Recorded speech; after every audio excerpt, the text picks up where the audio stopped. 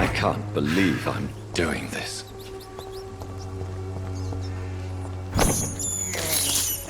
This is despicable.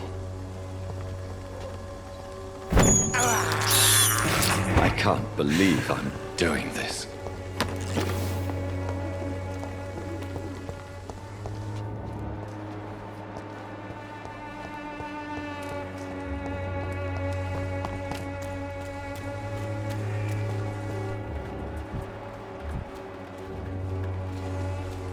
Excuse me, sir. I have a few questions for you. Another journalist? I didn't answer the first one, so piss off! I'm not a journalist, I'm a doctor. A doctor, you say? It's quite a rare breed in this part of town. Really? But still, here I am. Dr. Jonathan Reed, at your service. I'm Joe Peterson to some, but Colossus Joe to most. And I don't remember asking for your service, sir. Have you heard of a nurse named Dorothy Crane? She's a colleague of mine, and is supposed to live around here. Dorothy Crane? Yeah, I know her. One of the few good souls who dare to help the sick around here. Could you please tell me more about her? She's a nice girl. Tries to help the migrants. I offered to give her a hand, but she said my reputation would attract too much attention. May I ask what you do around here? I do whatever I want, and sometimes even more. Now sod off. According to you, physicians are scarce in this part of town. Why is that? Not familiar with this neighborhood, are you? I guess your fancy colleagues are too afraid of being stabbed in the back. This part of town does have quite a reputation. Would you say it's justified? Totally. Look at me, for instance.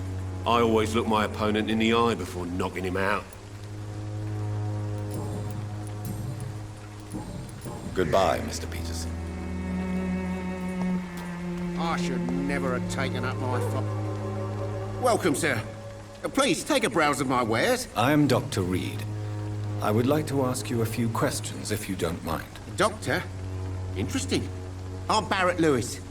Usually I don't have time to waste with talk, but at this hour of the night I can hardly refuse. Have you heard of a nurse called Dorothy Crane? Nurse Crane? So the bitch really is a nurse, then? Always thought she was just some crafty foreigner, that one. So she's trying to help her fellow immigrants. Why would that make her a villain? Dorothy Crane ain't even a real name. Something like Dorothea Craniu. Something like that. Came to England fleeing the war, I was told. That doesn't explain why she irritates you so much. Your precious Nurse Crane gives away medical supplies and prescriptions for free. I offered to sell it for a fair cut, but no. Miss Crane wanted to play the quiet saint.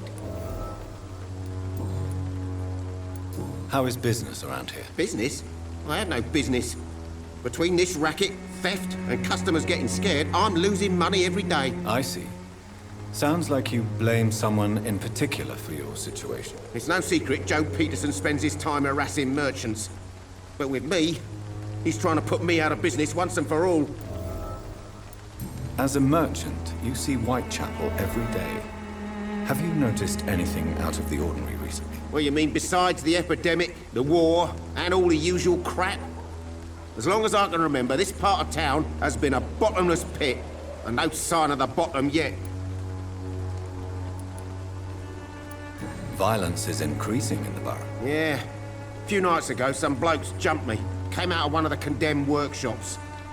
Fever, madness, something like that. Where did this happen? Why did you go there? In the closed workshops nearby. I worked there as an apprentice in better days. Now I only go to find trinkets or tools. Too bad I was mugged, though. There was good money in that little box of loot I lost. Have you been hurt? No, but that's only because I ran like hell. Those men were raving lunatics, I tell you. Not even able to speak anymore, just screaming.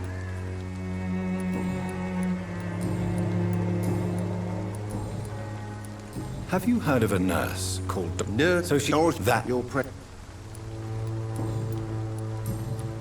Goodbye for now, Mr. Lewis.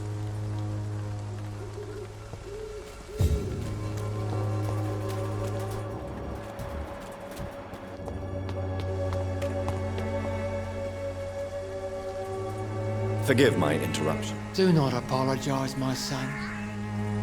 Father Tobias Whitaker is always happy to teach mortals about the incoming Armageddon. I am Dr. Jonathan Reed, and I just have a few questions. A scientist? You are much more lost than I thought, my son. Do you know Nurse Dorothy Crane from the Pembroke Hospital? I'd like to know more about her. I don't like the liberal ideas of nurses, but I especially abhor that Nurse Crane you mentioned. So, you're not exactly a fan of Florence Nightingale's work. But nurses are essential for modern healthcare. Nuns should be the only women allowed to take care of male patients. It's obvious only they have the necessary moral fiber. Why do you hate Nurse Crane more than other nurses? Before coming to London, she was a member of the communist resistance in our country. That's what happens when you let a woman get involved in politics. Have you any friends? Any family left in these terrible times? No. But I have a disciple I see as my son. He is so devoted. I sent him to preach the good word in the heart of this corrupted city. Where did you send him? I sent Samuel to the Stonebridge Cemetery, where the pestilence and evil grows night after night. You sent him on some preaching crusade during the epidemic. As a true believer, Samuel will fear no evil while he walks through the valley of the shadow of death.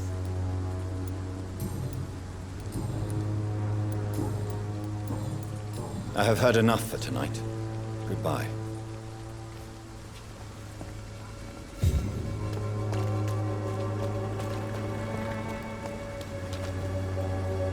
Excuse me, sir. Are you familiar with this part of town? Name's Clayton Darby, reporter. Sorry, I'm new to Whitechapel. But perhaps you could help me since you're a journalist. My name is Jonathan Reed. Dr. Reed, the famous surgeon. I'll gladly help if I'm able, sir. Why are the newspapers keeping silent about the Spanish influenza? It's as though none of you care. There's a war going on. People shouldn't be demoralized by news of deadly diseases.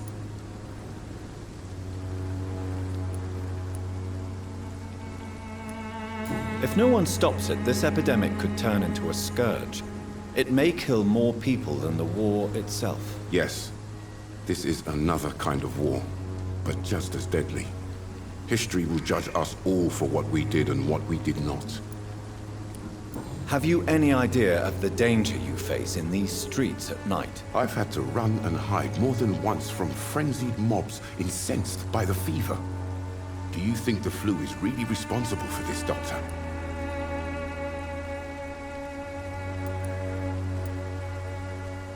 I'm convinced there is more at work here than a simple epidemic. Really? To be honest, I could say the same. Some of the sick I saw or heard of. My God, what happened to them? What is a journalist doing in this borough after sunset? He goes where none of his colleagues would dare to go, to inform the country. So you risk your life to reveal the truth. I saw many reporters do the same during the war. Whitechapel is the crucible of so many untold stories and tragedies. I want people to know them. That's quite honorable of you. But is the public interested? Not at all, sir. And that's why I'm an independent journalist, hoping to sell some stories.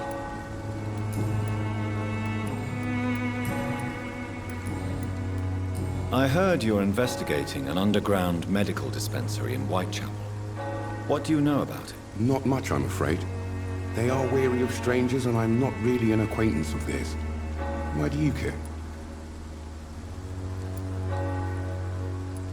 I'm a doctor, Mr. Darby. I care about everything involving public health and this epidemic. Are you sure you're not just concerned about the repercussions that a scandal involving a certain Nurse Crane from the Pembroke Hospital would bring? Without a doubt, you are a damn fine journalist, Mr. Darby. What do you know of her accomplice, a man named Darius? I don't know much about the man. He's very cautious. Never goes out. Doesn't seem to have any friends or family. He has no relatives at all? No. Except for that strange man, a poet named Richard Nethercott, who sometimes comes by. Darius would never let him in. Where can I find this Mr. Nethercott?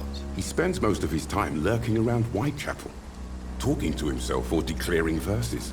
These days, you can usually find him behind the church. He never goes out? No. A few days ago, he unexpectedly did. I followed him, but it was just a ruse to keep me away from his house. Really? How do you know? He went to the nearest mailbox, but just before posting his letter, he ripped it up and threw it away. Goodbye, Mr. Darby. Farewell.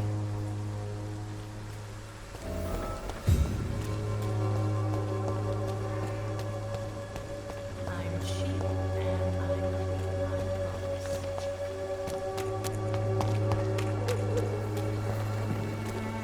so pale, my lord. Would you like me to... Don't be shy, handsome. What can Christina do for you? I'm not looking for what you're selling. But I'd like to ask you a few questions, if I may. I'm a doctor. Dr. Reed. All right then, but be quick. Though I usually get paid when I open my mouth. Christina, have you been examined? The epidemic is spreading fast in London, and you could be exposed. Or expose others. I don't like doctors or hospitals, but I don't like you asking questions. Considering your line of work, I assure you it is only a matter of time before you have health issues. If it is going to happen, it will happen. Right now, I need money. That's what's important. You can put your own life in danger, that's your decision. But what about your clients? If you're contaminated, you will put them in danger too. And you think that would worry me? If you knew the men I deal with, their health would not be what you'd worry about. Clayton Darby claims he will expose the crisis in Whitechapel to all of London. Do you believe him? I believe Clayton's courage will erode with time, until he finally leaves Whitechapel to start another fight somewhere else. Why this skepticism? How can you speak about starvation if you've never been hungry? Or about poverty? Or anything else you have never suffered from? Are you talking from experience? I've seen your type come here to get a good fuck in a cheap room or a dark alley before going back to their fancy houses in the West End. Tell me about yourself. Are you joking with me? People don't usually come to see me for conversation. I have no interest in your work. I am, however, curious as to what led you into this career. Short story. The war, exile, and England. This country is not especially welcoming. I've been refused many jobs because of where I am from. I had few options left. I always thought I was the master of my own fate. But now I know we don't always have control over our lives. I don't judge you. You know, this money is not only for me. I have good reasons to need this money quickly. But it is not your concern, Doctor. Do you know Nurse Dorothy Crane from the Pembroke Hospital? Anything you can tell me about her would be helpful. I don't know her, but I know her name is Dorothea Crăciunescu. She came from Romania like me and many others. You seem to respect her. Dorothea helps the sick people of Whitechapel. Everyone should respect that. Goodbye, miss. Take care of yourself as best you can.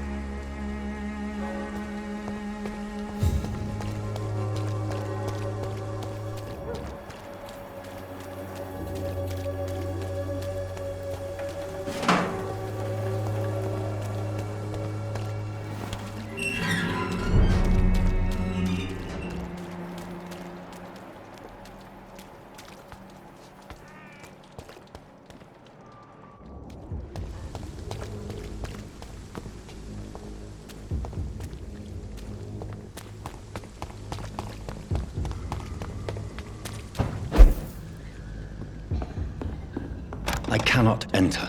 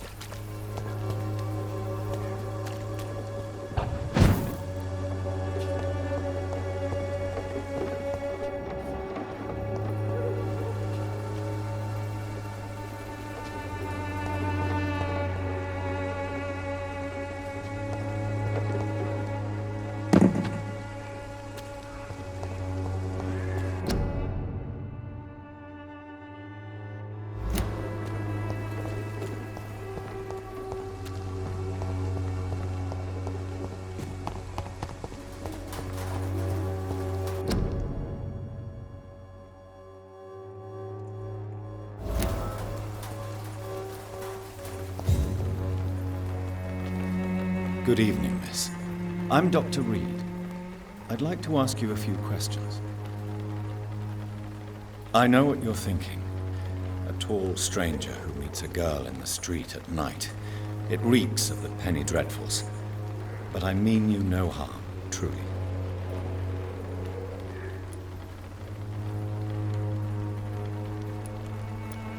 Melia, I know you work for Dorothy Crane. Please tell me about her secret dispensary. A stubborn and mute comrade. Nurse Crane and Darius Petrescu have been clever. I know you understand what I'm saying. Your silence has nothing to do with you being mute, does it? Very well. Goodbye then.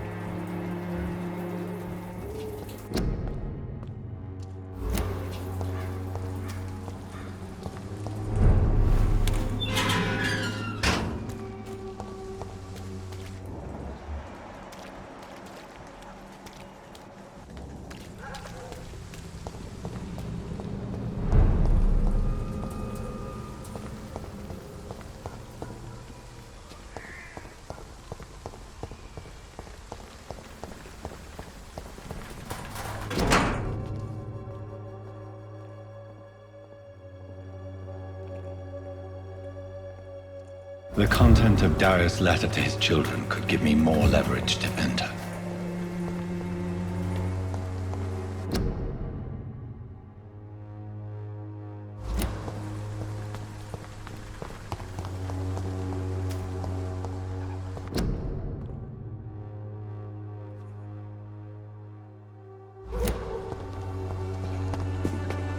It's locked, all right.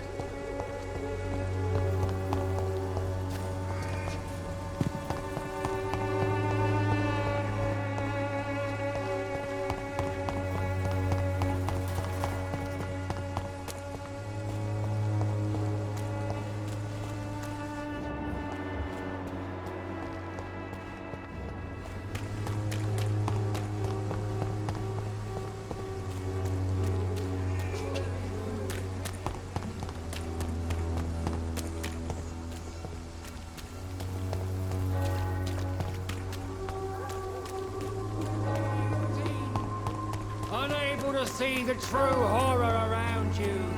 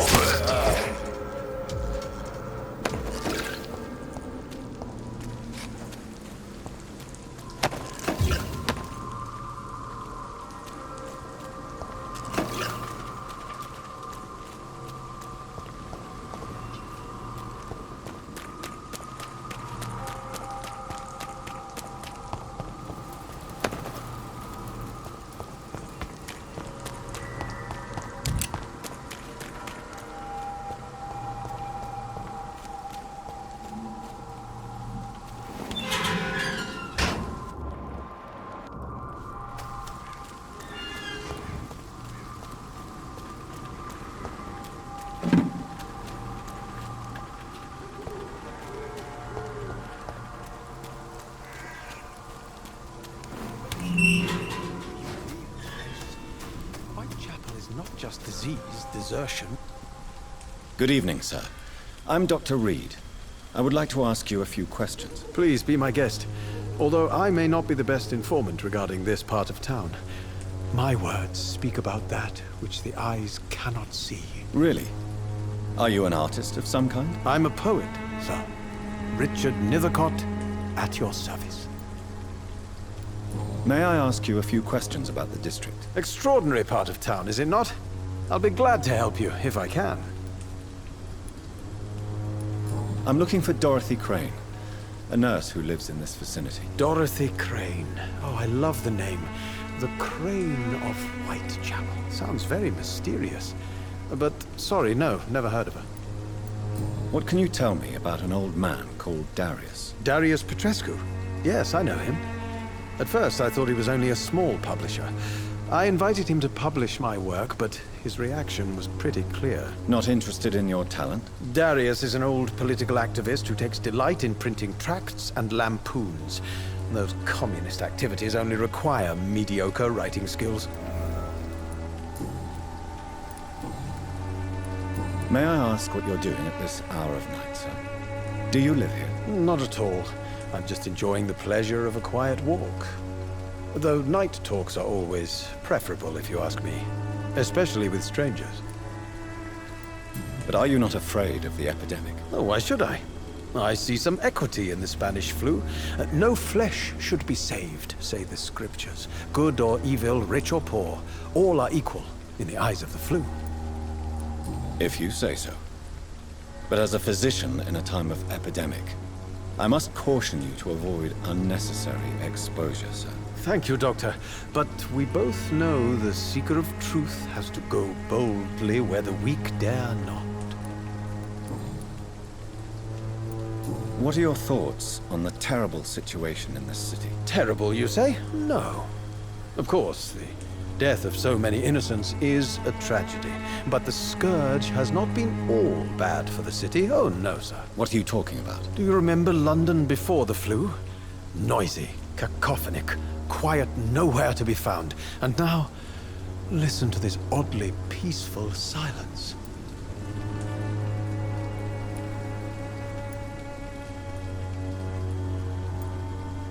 Peaceful? That's quite an unusual way to speak about the epidemic. And very inappropriate, I must say. Most people fail to understand my perspective. I don't blame them. But how could I call myself a poet if I veiled my feelings?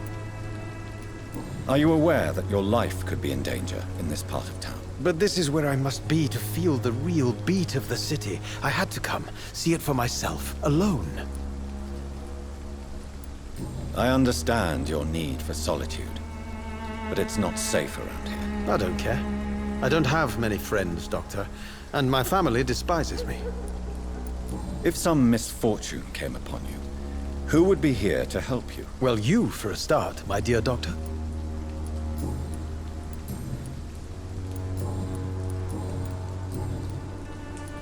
Tell me, Mr. Nethercote, why seek inspiration in Whitechapel? The place is not beautiful per se, but how to explain it? Stirring and challenging.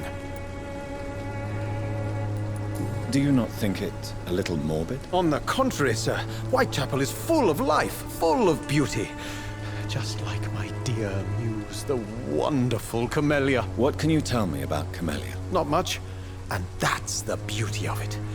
She can't speak, you know. She's a locked mystery who exhales kindness and sweetness. Perhaps you're just afraid to find out the truth about your muse. One day, perhaps, I'll ask her to come with me. But will she still be my wild flower of Whitechapel if she moves uptown? And have you ever tried to learn more about her? Where she lives? How she survives? Whom she may know? Maybe I prefer she remains an enigma. Reality can be so dull, don't you think? In what way, exactly? The struggle by gaslight, the barren smiles and the arid hunger under the rain. If you say so. Such vibrant antagonism and vivid paradox. The stripped humanity raged across each street. Vivid, of course, yes. And what about the poignant distress? Oh yes, the poignant distress. You see what I mean, don't you? That's what I want to write about, and that's what Whitechapel is made of. Did you know the mute florist is a member of a secret society? No, I didn't. But I thank you for this information, sir. For it only enriches the mystery surrounding the precious Camellia. Are you not curious? Is there not more you wish to know? That girl has not an ounce of malice in her. Whatever she may be hiding, it's certain to be for the benefit of most, if not all. I fear you are a hopeless romantic, Mr. Nethercote. Guilty as charged, Dr. Reed.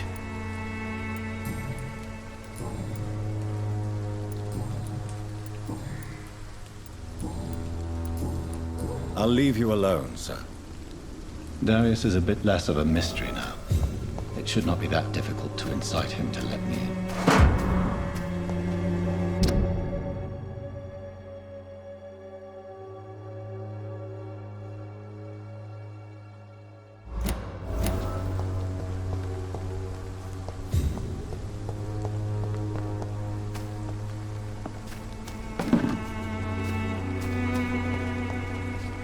Good evening, Mr. Nethercote. And good evening to you too, my good sir. Can I be of any help? You don't really make a living from your scribblings, do you, Richard? No, sir, I don't. I work so hard. I put all my time, my energy, my devotion into the precise carving of words.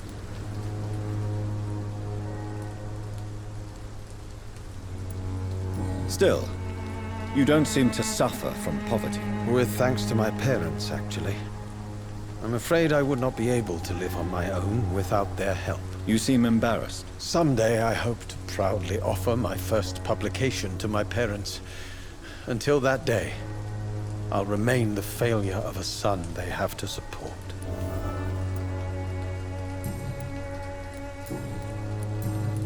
I'll leave you alone, sir.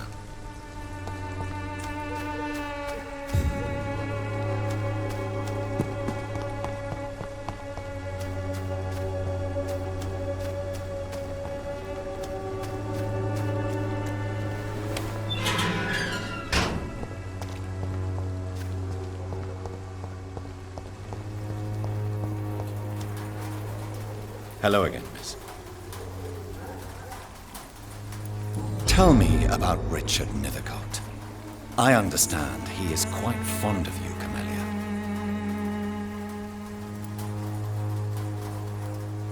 Very well. Goodbye, then.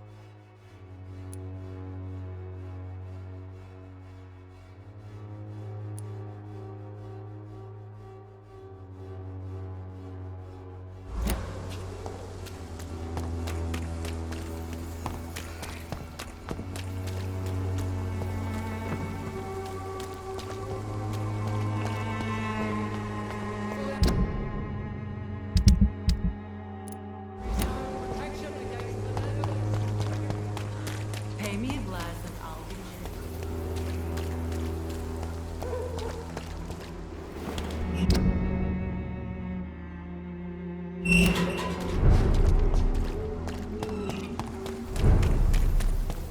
Would you like me to revive you? Please, I don't have your money. Come on, Baron, you know the game. You can pay for peace and... Hello, young man. I'm Dr. Reed, and I would like to ask you a few questions. May I enter, please? Sorry, no, sir. My father does not like people entering our house, you see. Your father is worried about you, boy. He asked me to look for you. So my father actually worries about me then? Okay then. Come on in. I'm Harry, by the way. Is there only pain and suffering in this world? So, may I ask you a few questions? I'm not bothered. What could be worse? How do you feel? I'm fine. I mean, it's not easy every day, but I'm fine. I'm just tired of being sick all the time. If only I could be tough, like... Well, you know. Speaking of which, what can you tell me about your father? My father is an idiot who makes idiot things. That's all I have to say. Forgive my bluntness, young man, but you don't seem happy living in Whitechapel. Why should I? I never wanted to come here in the first place. It was my father's decision. And look around you. Does this look like a nice place to live?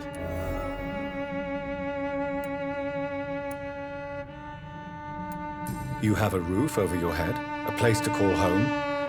Many people here are not as lucky, you know. That's exactly what my father says.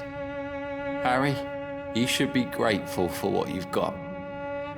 I wasn't even consulted when we moved here. If life here is so terrible for you, why don't you just leave this place? Have you ever spoken to your father about it? I don't go outside. It terrifies me so. I went outside once without my father noticing and I saw terrible things. Bloody and frightening things. So that's why you stay at home all day? For fear of the epidemic? I'm not afraid of disease or death, Dr. Reed. It's the living I'm afraid of.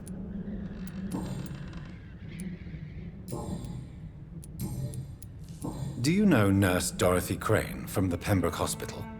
I'd like to know more about her. Yes, I know her. She came here to examine me when I was very sick. She said I should go out more. Goodbye, young man. Take care of yourself. Is there only pain and suffering?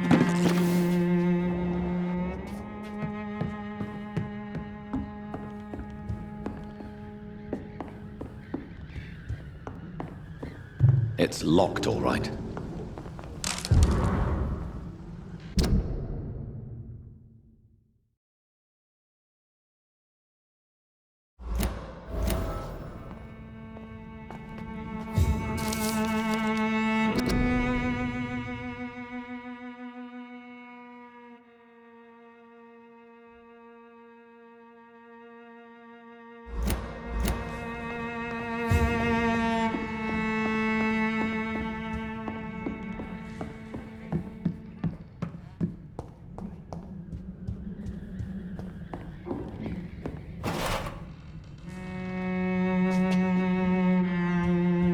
Even my dreams are soaked with gloom.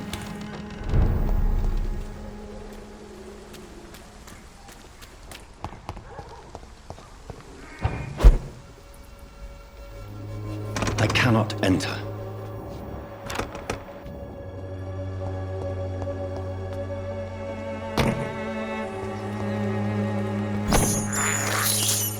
I have this thirst for blood.